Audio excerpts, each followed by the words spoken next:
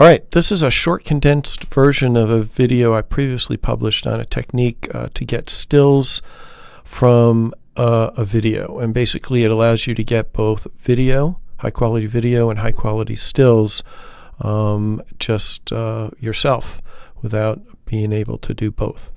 So basically what I use is I use the Canon R3, record in 4K DCI, 60 frames per second. I ignore the 180 degree rule and shoot, at 1,000th of a second or more, and shoot in C-Log3.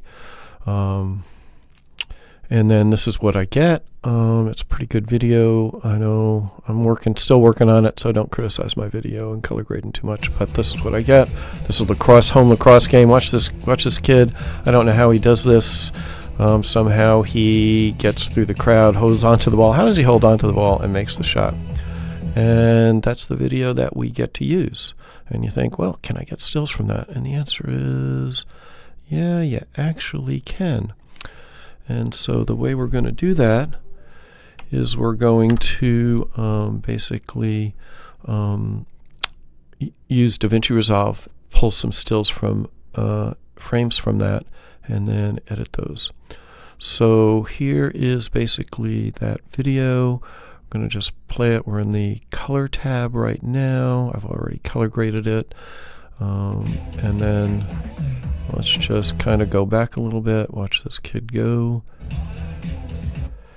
And what we're going to do is try and get that shot. And maybe that one or that one. Let's try that one. Doesn't really matter. Then just right click, grab still, right click, export with displayed LUT. It's saved as a TIFF file. I'm going to save it and then basically open it in Adobe Photoshop. This is my workflow.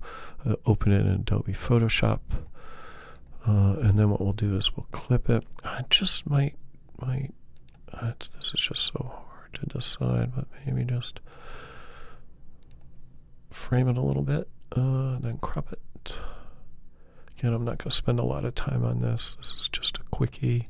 Crop, image, crop. So the first run through Photoshop is just to crop it. Save it as a TIFF file.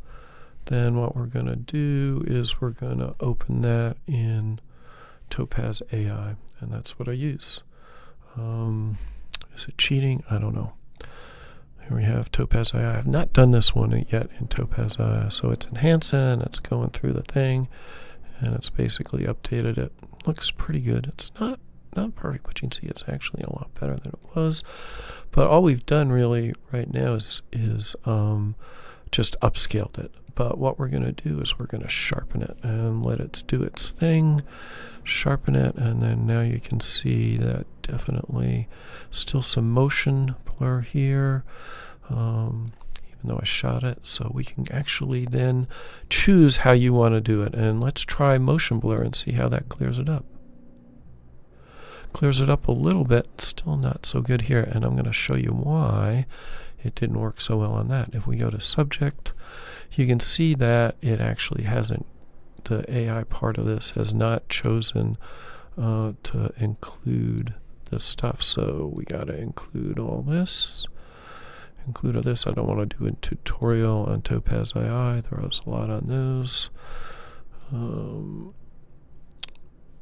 then get all this here. Don't have to be really exact. Let's put them all in. And now let's see how it sharpens. Takes a minute, and you can see, yeah. Oh man, that's pretty impressive.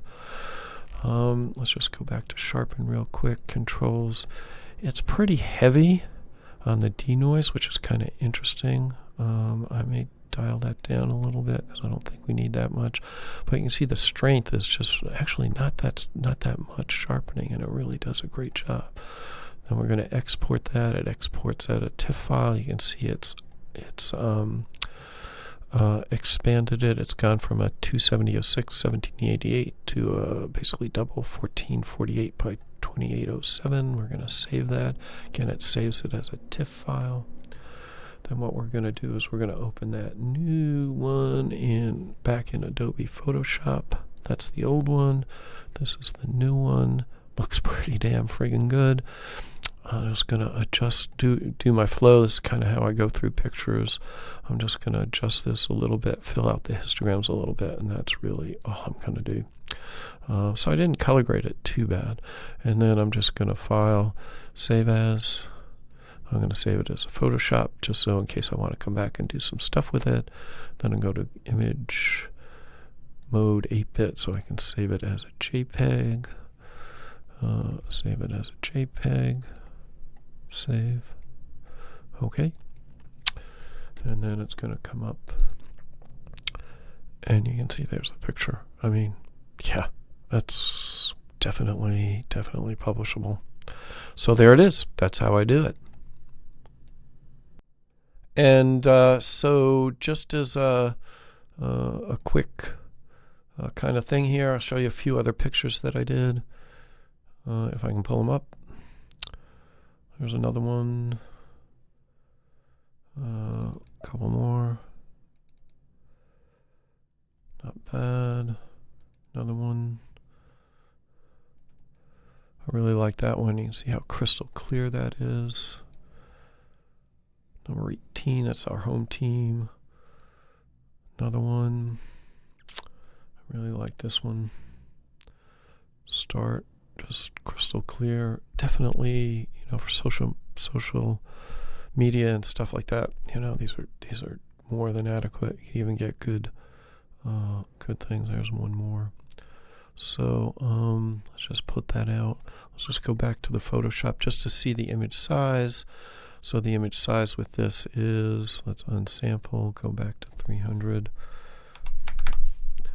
And you can see that it's basically 14 by 9.3 size picture. So you could, actually get a pretty good enlargement. You're not going to get a wall size enlargement, but you can get a pretty good enlargement from that.